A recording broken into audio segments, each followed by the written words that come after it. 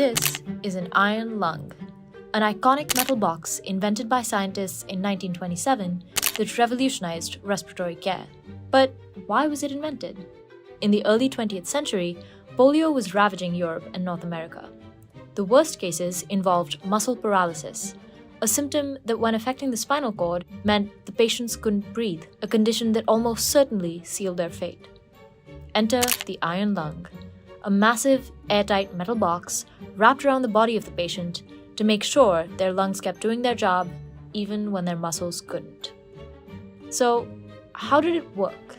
Patients would lie in the cylindrical chamber with only their head exposed, while the machine rhythmically changed the air pressure inside the chamber.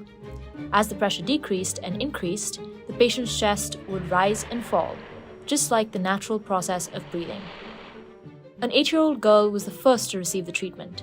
She went from near death to breathing normally within seconds of being put into the box. Despite being a life-saving device, the iron lung wasn't without limitations. Patients needed round-the-clock care and were confined to the machine, often for weeks or months at a time, which limited their mobility and quality of life.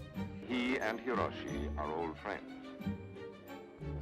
But the iron lung fell out of use with the arrival of the first injectable polio vaccine designated safe to use in the US in 1955.